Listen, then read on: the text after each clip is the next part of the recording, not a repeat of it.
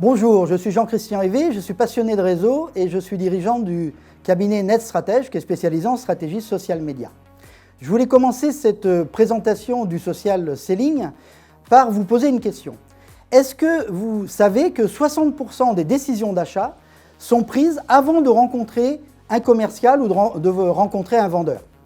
En fait, c'est pour trois raisons. La première raison, c'est qu'on a suffisamment d'informations aujourd'hui sur Internet pour savoir quel produit et quel fournisseur choisir, sans même rencontrer personne.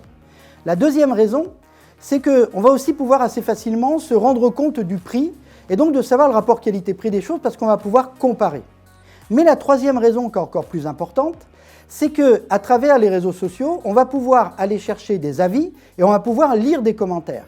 Et c'est quelque chose de tellement puissant qu'en fait, ça va même influencer, voire même nous faire changer d'avis sur les deux premières raisons qu'on a données de produit et de prix. Tout simplement parce qu'à un moment donné, on est 80% à croire dans les avis qu'on lit. Il suffit de regarder sur Allociné ou d'aller voir sur TripAdvisor pour voir que finalement, on est influencé par tout ça. Alors, ces techniques de social selling, en fait, elles sont assez faciles à mettre en œuvre. Pourquoi je dis elles sont faciles? Parce qu'elles vous demandent simplement de prendre votre process d'achat et d'y accoler tout simplement tous ces outils de social media. Par exemple, si à un moment donné, vous avez besoin de prendre de l'information, de rechercher le bon interlocuteur pour vous, eh bien sur LinkedIn, vous pourrez trouver le profil du décideur.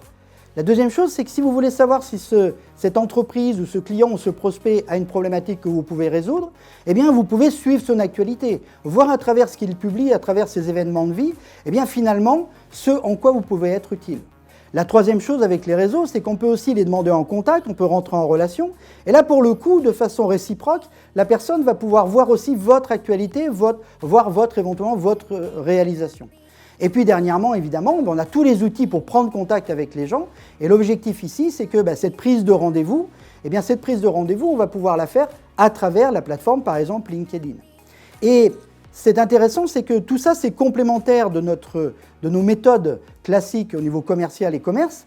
La différence, c'est qu'à aucun moment, on ne va rentrer en relation avec les gens, comme on dit, à froid.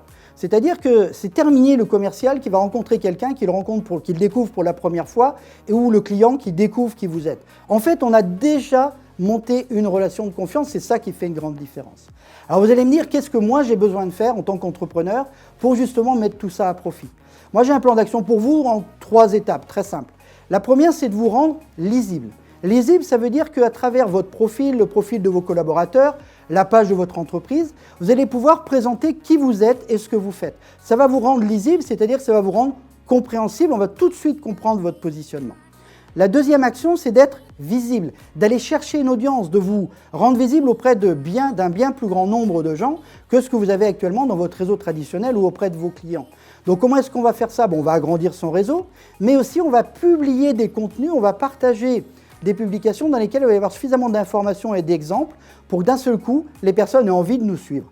Et aussi envie, et ça c'est le troisième point, d'interagir avec nous, de faire des commentaires auxquels on va répondre. Et ça va nous rendre crédibles et derrière, ça va évidemment pouvoir déclencher ces rendez-vous. Donc comme je vous le disais, c'est quelque chose qui est assez simple, même si ça prend du temps, et c'est un métier que vous allez apprendre. Mais par contre, c'est compatible quel que soit le métier. Vous pouvez le mettre en œuvre si vous êtes dans l'industrie, dans le tourisme, dans les services, vous pouvez faire du conseil, de la formation. Peu importe ce que vous faites, ces outils-là pourront être utiles pour vous. Voilà, j'espère que cette capsule vous aura apporté quelques réponses, au moins en termes de méthodologie. Et je vous souhaite de mettre tout ça en place et j'espère qu'on aura l'occasion de se croiser justement dans les réseaux.